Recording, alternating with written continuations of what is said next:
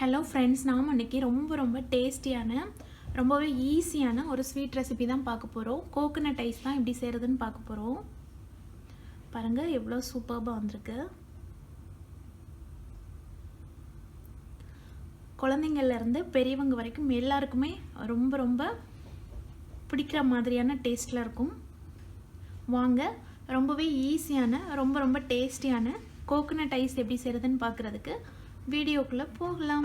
ஒரு பவுலில் 2 cup fine desiccated coconut add பண்ணிக்கலாம். டெசிகேட்டட் கோகனட் ஆட் பண்ணதுக்கப்புறமா 3/4 கப்பு பவுடர் சுகர் ஆட் பண்ணிக்கலாம்.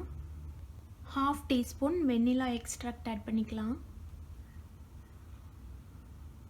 அது கூடவே 1/2 கப்பு கண்டென்ஸ்டு மில்க் ஆட் பண்ணிக்கலாம். எல்லாம் ஆட் பண்ணதுக்கப்புறமா இதை நல்லா மிக்ஸ் பண்ணிக்கலாம்.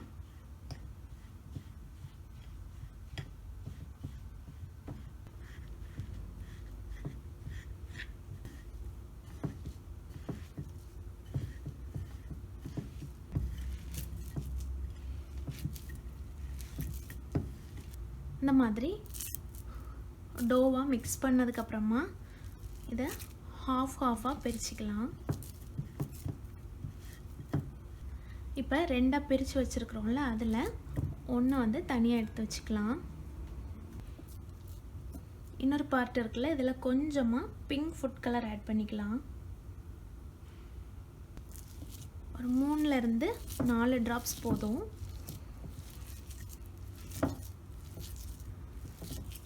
இந்த பிங்க் கலரில் இருக்கிறதுக்கு ரோஸ் எசன்ஸ் வேணால் ஆட் பண்ணிக்கலாம். இப்போ நம்ம சாப்பிட்ற போது அந்த ஒயிட் லேயர் வெண்ணிலா ஃப்ளேவர் மாதிரியும், இந்த பிங்க் கலர் நல்ல ஒரு ரோஸ் ஃப்ளேவரில் இருந்த மாதிரி இருக்கும். இந்த மாதிரி நல்லா மிக்ஸ் பண்ணியாச்சு. இப்போ அந்த ஒயிட் லேயரை ஒரு கிரீஸ் பண்ண ட்ரேயில் மாற்றிக்கலாம்.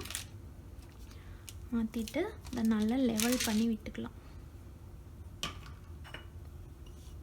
இந்த மாதிரி ஃப்ளாட்டாக பேஸ் இருக்கிற ஒரு கப் இல்லைன்னா ஒரு பவுல் எடுத்துகிட்டு இதை நல்லா ப்ரெஸ் பண்ணி லெவல் பண்ணி விட்டுக்கலாம்.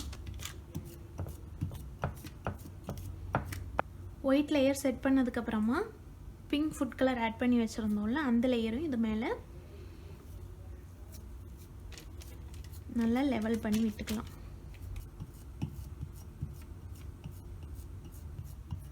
இந்த மாதிரி நல்லா லெவல் பண்ணி விட்டதுக்கப்புறமா இது செட் ஆகிறதுக்காக ஃப்ரிட்ஜில் ஒரு 30 மினிட்ஸ் வச்சுட்டு எடுத்துடலாம். கோகனட் ஐஸ் இப்போ ரொம்பவே சூப்பராக செட் ஆகிடுச்சு. கட் பண்ணி பார்க்கலாம் எப்படி வந்திருக்குன்னு.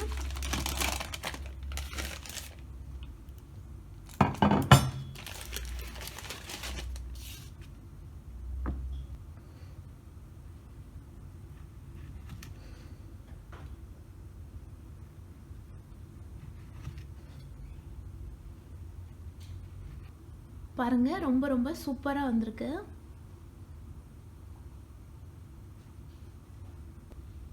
ரொம்ப டேஸ்டியான ஈஸியான கோகனட் ஐஸ் ரெசிபியை நீங்களும் எல்லாரும் கண்டிப்பாக அந்த தீபாவளிக்கு ட்ரை பண்ணி பாருங்கள். தேங்க்ஸ் ஃபார் வாட்சிங்.